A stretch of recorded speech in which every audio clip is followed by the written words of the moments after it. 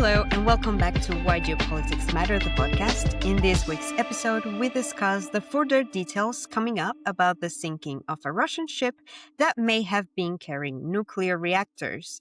Then also we'll talk about the US and China summit and the outspoken criticisms from Zelensky towards the US administration. So let's get into it. In this week of political shenanigans, we have to talk about the king of dancing in the new Hungarian government. It's the future health minister. Yes, he is the same guy from a couple of episodes back when we talk about the parliamentary election results celebration. And well, he does it again outside the building of the Hungarian parliament at Magyar's inauguration ceremony. So imagine the video for those who haven't seen it. The setting is this massive neo-Gothic parliament of Budapest in the background, and there's a huge crowd in the square, people waving Hungarian flags, they have their phones out, recording everything. To me, it felt like supporters watching a football final. It was so meaningful. I mean, everyone was enjoying this very symbolic change of administration, right? What do you guys think of that? I absolutely agree. And I just love how enthusiastic he is. And even like he had his moment where he was dancing around in his crazy dance, and which is perfect. But Yeah. also like other people started dancing with him, and it was hmm just it felt like it was a moment of absolute freedom for the country to not have it. Just really symbolized that whole thing where, like, Orban had this control over everybody, but now everybody's just free to dance. He grooved like Cusco, honestly. Like, he was just dancing all around. And it was, yeah, like a complete expression of freedom. And Mm. he just like burst out. And it was wonderful, honestly. Yeah, it was like seeing a politician dancing, jumping around. He was throwing his arms around.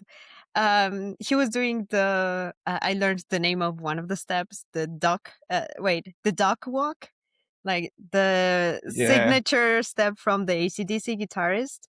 And Yeah. with his imaginary guitar going like this, he also did something with his arms that I would not be able to do it. Like, I'm pretty sure that back in his university years, he had a lot of experience clubbing. He knows Yes. definitely the dance floor.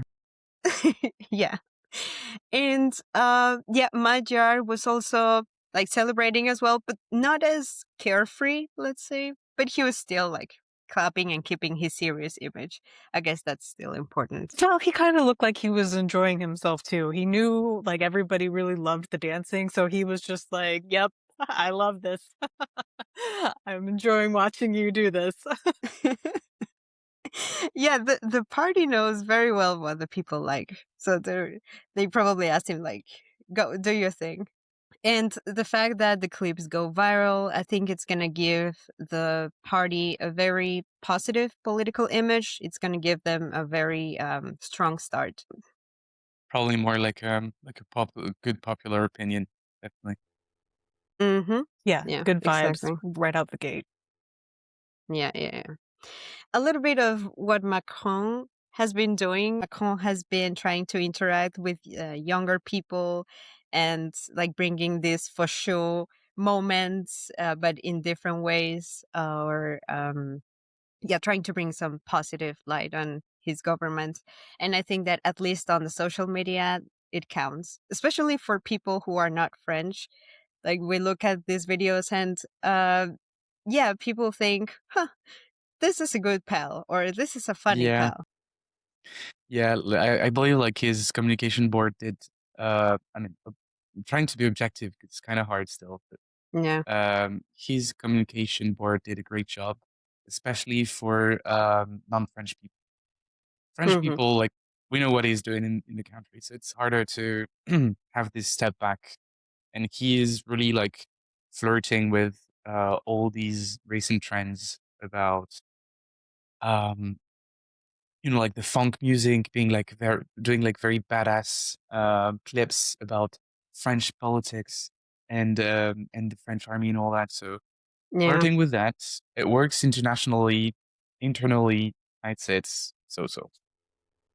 I have my collection of clips, Macron clips. All right, let's move to our first topic. So, Antoine, what has been coming up about this situation with the sinking Russian ship that was apparently carrying nuclear reactors to North Korea? Yes. So in December 2024, a Russian cargo ship sank near the Spanish coasts in the Mediterranean Sea. This story is important because it is about much more than a simple shipwreck. According to the recent reporting, the Russian cargo ship may have been carrying nuclear reactor components, possibly bound for North Korea, before it sank under unclear circumstances near Spain. So if that is true, it suggests, first of all, a far deeper military relationship between Moscow and Pyongyang than a simple exchange of ammunition or political support. And we've also seen in the past years a clear escalation of the relationship between Pyongyang and Moscow with the sending of troops to Ukrainian front. From a geopolitical point of view, the case matters for, I would say, three reasons. The first one is that it points to possible transfer of highly sensitive nuclear technology to North Korea, which would, of course, strengthen Pyongyang's military capabilities and furthermore pose serious threats to the region between Japan and South Korea. Second, it highlights how the Russia-North Korea partnership has become more strategic and more openly transactional, with the previous transaction between technology transfer and soldier transfers. Now it has stepped up, I would say, relatively importantly and dangerously. And third of all, the circumstances of the sinking raised the possibility that the cargo was intercepted or sabotaged, which would mean someone acted to stop potentially dangerous transfer. Someone was aware of this transfer. I'd say the case is still not fully settled. Some details come from journalistic investigation rather than official confirmation. So the exact cargo and the cause of the sinking remain very much uncertain. But even with that caution, the bigger picture is clear. This episode reflects a much more serious and militarized Russia-North Korea relationship, and it raises major question about the proliferation of nuclear technologies, the covert logistics as well of Russia, and all the questions with its phantom fleets, and lastly, the security in Europe and beyond. Because we're not only talking about security in the Chinese Sea with South Korea, Japan being impacted, but as well with the war in Ukraine that could be impacted by another massive support from North Korea sending troops in the region. Yeah, something that caught my attention as well was that the possible components that reportedly were in the ship could be used to develop um, nuclear powered submarine, and that, as you were saying, that increases North Korea's military capabilities. That means that you have a submarine that will last for longer on itself without the need to get back for resources. So you'll have North Korea, or you would have North Korean submarines undetected. You would not be able to know where, for how long they have been out there. And that increases maneuvering, let's say, the distance that they could go to.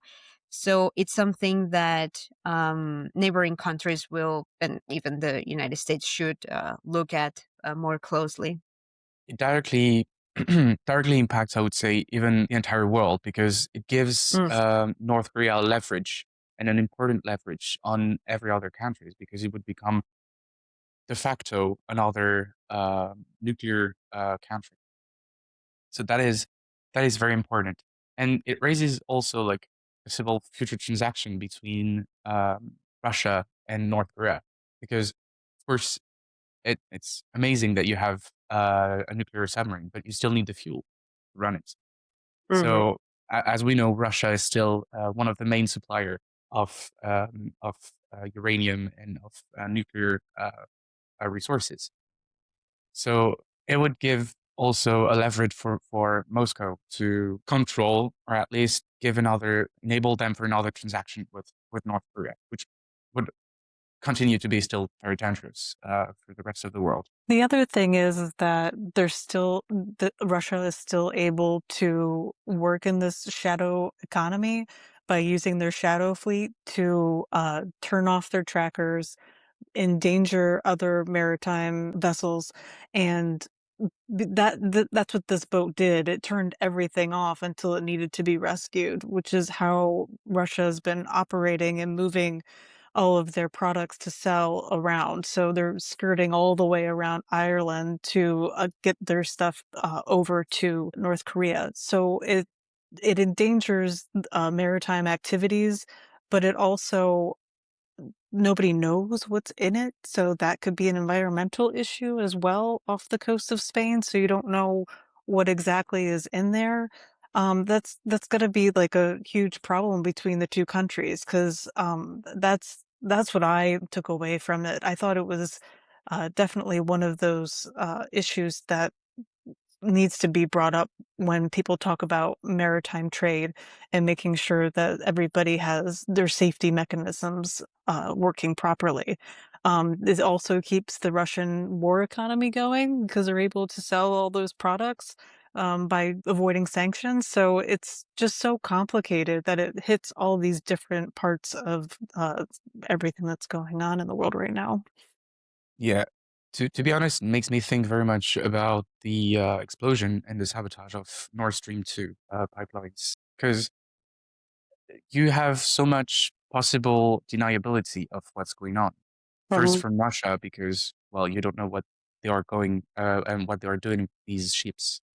And second, for any potential external actor who would, for example, for this ship, potentially sabotage it, or uh, there is even people mentioning a submarine that's torpedoed the ship. So it gives potential deniability of everything that's going on with this shadow fleets and the possibility for any external actor to do whatever they want on these ships. So it could very much also go through further to the coast of Somalia and be targeted by pirates. And there, like, how would you be able to say that, okay, we messed up and we have potential nuclear weapons in the hands of pirates, or any potential non-state actors would be very interested in buying some of these weapons. Definitely. All right. Now let's continue to our second subject of today's session. So it's the big news. The This week, Beijing received Donald Trump and a big group of people, ranging from White House representatives to a parade of corporate elite of the U.S., including Elon Musk, Tim Cook from Apple, Jensen Huang from NVIDIA. That's very important. Other executives from BlackRock, Boeing, Visa, MasterCard, Meta. So overall, we have tech industry, AI related, aviation, and yeah, it's pretty much uh, the most successful businesses in the US.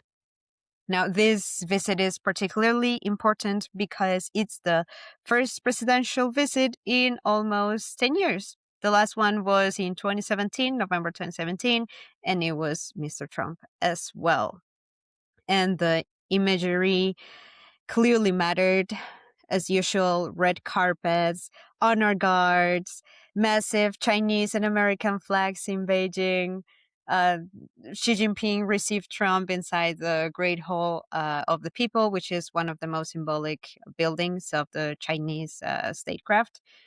Um, she also personally escorted Trump through the gardens where they had centuries old trees and roses. Apparently, Trump was amazed with the roses, the most beautiful roses anyone has ever seen. And she is going to send him some seeds of those roses. So, in terms of the diplomatic one-to-one situation, it was very successful. And I think that they knew that Trump values this personal diplomacy and spectacle. and he seemed to receive it well as well. He praised Xi for several things, like, oh, he's a really good businessman, but also a very warm person. So yeah, in diplomatic terms, between them two, it was great.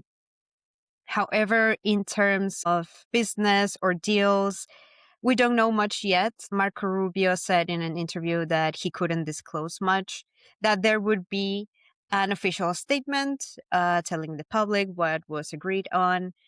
But so far, all we know is that China will buy about 200 Boeing jets, and there will be a potential agreement to buy 750 more. Well, the 200 jets were little compared to what the CEO of Boeing was expecting. Apparently, the deal was supposed to be for 500, and it turned out to be 200 for now. But we'll see in the future. And that there will be purchases of billions of dollars in soybeans. There are different reportings. Apparently, tariffs were not discussed a lot, but they also talked or agreed on the creation of a board of trade. This means that they will create this like committee that will initially try to find products where tariffs could be lowered. And so I don't know, to me, if there had been any real breakthroughs, Trump wouldn't have been able to conceive it to himself. He would be telling the public right away, oh, we did this, we agreed on this. But what I take away from it is that there was a message sent, and that's that the the US and China have a closer relationship now than before, which could be sends a warning signal to for example, Taiwan. Like, imagine me as a Taiwanese citizen seeing Xi Jinping and Trump just shaking hands and enjoying their time together. This erodes the trust that I have in the US backing. Even if they didn't agree on anything Taiwan related specifically, it still signals a more cooperative approach, and that it puts in danger the backing that previous presidents have been very strong about, let's say. But this time it felt like it was more ambivalent from Trump's side. He did say that the US is not looking to have wars, apparently, and that if the situation keeps being as it is, China is going to be okay with that, which I totally disagree with. We're not looking to have somebody say, let's go independent because the US is backing us.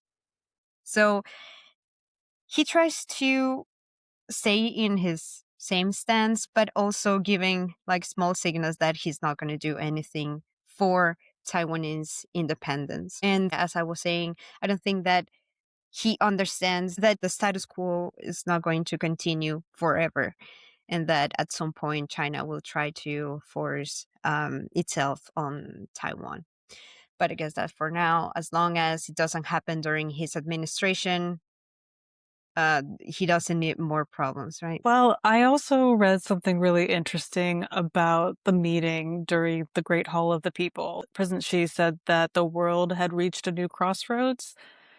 His quote is, "Can China and the United States overcome the Thucydides trap and establish a new paradigm for relations between great powers?" So the trap is the idea when an established great power is met with a rising power, conflict between the two is certainly likely, if not inevitable. So he's saying that we're getting to the point where we're going to have to fight because Taiwan is such an issue. But I don't think that Trump cares enough to really go to war with that because it doesn't benefit him. If he can get more oil or put down a power that has been challenging the United States easily for however long, like Venezuela, but try to challenge Iran because he wants to show off that he is as powerful as he is. But going against China and how powerful they are at this point, because they have a lot of things that the United States wants, and that comes down to critical rare earth minerals.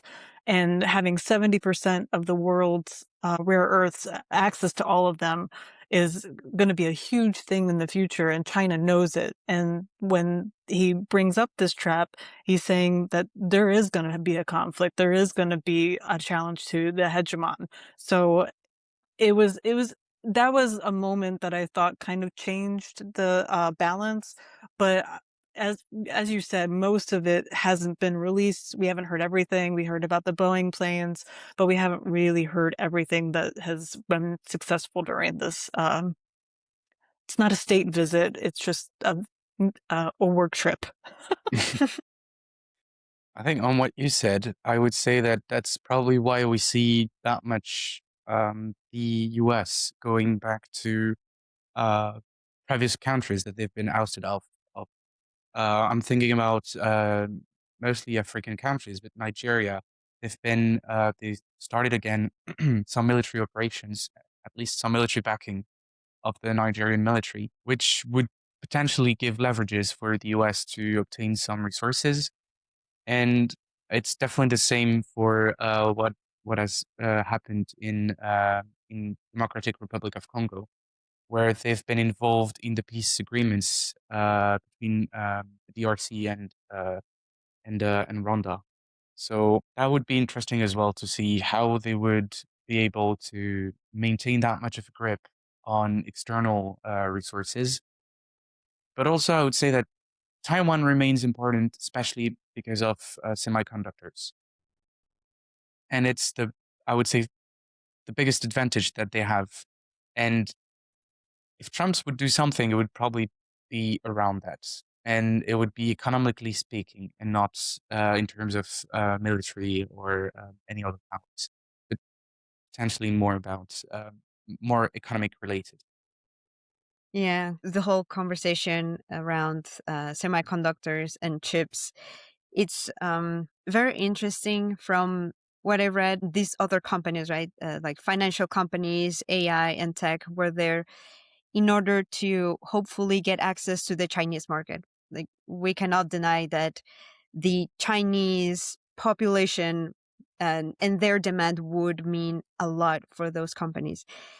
However, and I think that we have to be precise here, NVIDIA would not sell their latest and like most modern chips to China because the US has been putting on restrictions on those so that Chinese don't get ahead in AI terms or technology. So at the same time, I was thinking, so what's the objective? Only like selling the oldest models of the chips, or now apparently China doesn't want to get them. That's why the head of NVIDIA was there. So there is a depth to that I'll have to get more familiar with. It's something to do with the ASML chips that come out of is it Denmark or Netherlands? I can't remember. It's somewhere in that area. But they're I think it's getting, probably Netherlands. Yeah. yeah. So it's like the second best chip that they've got. But the AI, like DeepSeek, that's created this, they don't need the power of the best chip because they were able to make it without needing that much power. Mm-hmm. So basically, they're saying we don't need it anymore because we're able to do it on something that's not as good. So we'll just keep going with this so we don't have to give away anything, that negotiation process. So having that saying, well, what else you got? We don't need it. Like trying to like say we can do something better or whatever. But yeah, and but the agricultural thing is a big thing for Trump as well. He really loves his farmers, and when they don't have gas or fertilizer, which is what happens in the Strait of Hormuz, they're going to get mad and it's going to affect next year's agriculture, and then they're going to have to get a bailout. And he doesn't want to have to do that because it looks bad for him. And midterms are coming up at the end of the year. So he wants to be able to say that he has been able to do something for his constituency. with this trip. So I think they're trying to organize it at this point of saying, how did how did we do well? So trying to figure out a way to put that in the best possible light for Americans. Also, there was a rumor right before the summit or visit or whatever you want to call it that they would try to get China to invest around $3 million in the US. And I don't think anything until now has been said about it. I think it would bring a lot of negative reaction from the Republicans. And maybe at the end they saw that and they dropped the idea.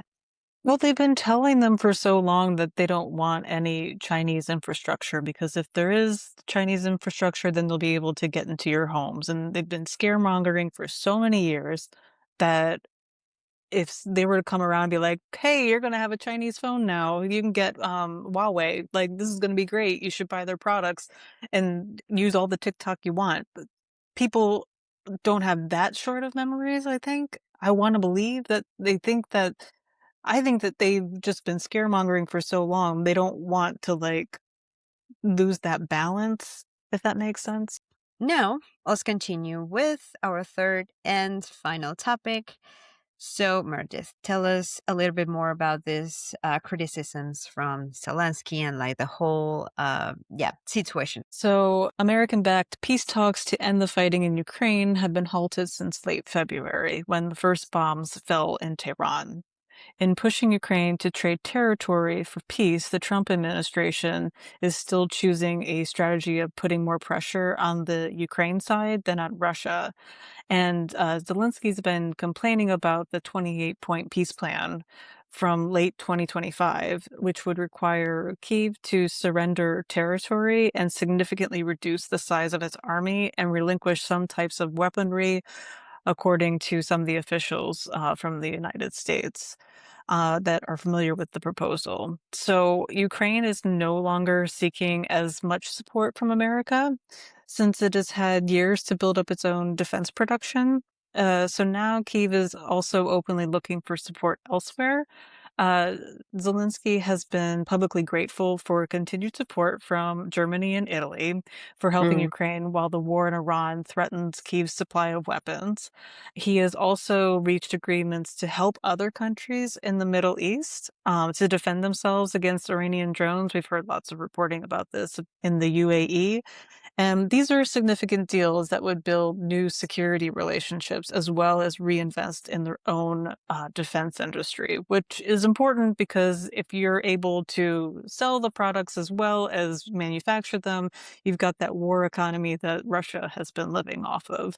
So I guess Ukraine is kind of taking in that since it's been such a long time and they're not able to grow their economy anywhere else in their current state. So Kyiv is still reliant on the US in other aspects when it comes to intelligence and the Patriot interceptor missiles, which are very crucial for what's happening on the front lines.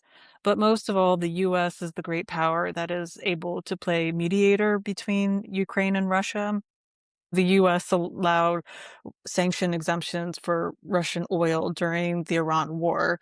And that has been a big problem for many Europeans in general, but it's something that Ukraine has been very vocal about.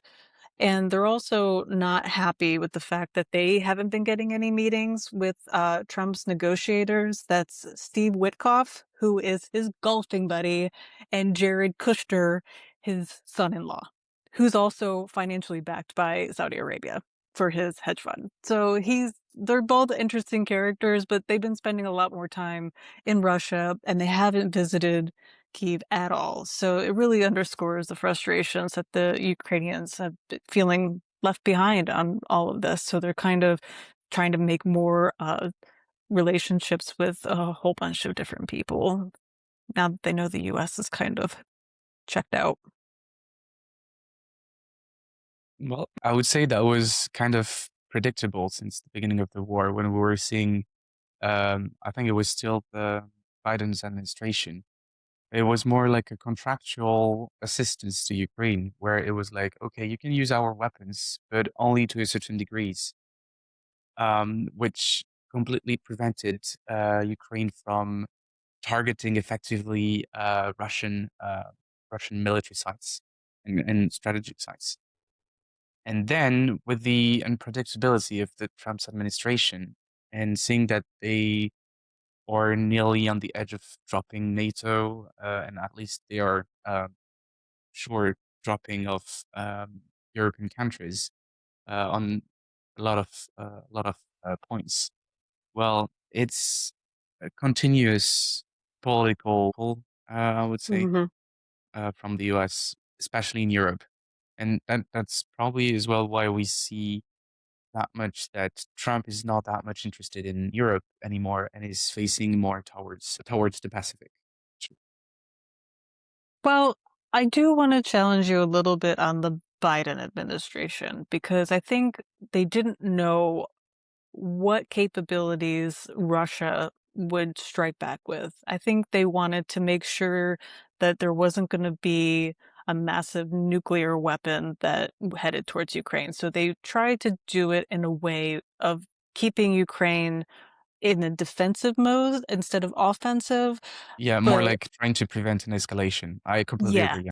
Yeah, I think he was trying to prevent escalation, don't fire into the country. But towards the end, they were firing into the country. But I think now they're hitting more of the infrastructure, but they are having problems with stray drones that are going into Yeah. other countries because the prime minister of Latvia resigned last week because of having bad communications with Ukraine. So I Hmm. think like it does have an impact of when if your military stuff isn't good enough to be able to be effective, but if the US would have been like, "Here's all the military equipment you could possibly need," it'd be like, "Mm, okay, Yeah. we're coming after NATO now." And That would have been Third World War, definitely. yeah. I think it was just I I think that was the one thing that the Biden administration did okay on to start with, but, like,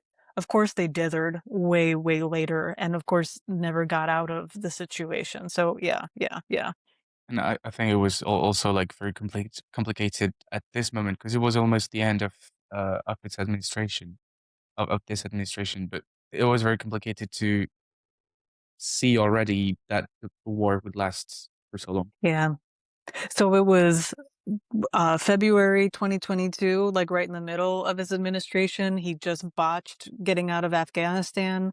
And then a year and a half later, Israel had their October 7th attack. So, I mean, their administration, like, I don't think they knew what to do with themselves. So they were just trying to keep afloat as much as possible, but trying not to piss off Russia was high on the agenda. I think that, as you were saying, the United States backing was checked out. Like, Zelensky knows this, and it's already out of the picture, so he has to look other ways, and being more outspoken, something that he did not do at the beginning of Trump's administration, because you have to be very careful around Trump and trying to have his backing at the beginning. I think it all went out the window at this point, and he's able to criticize, and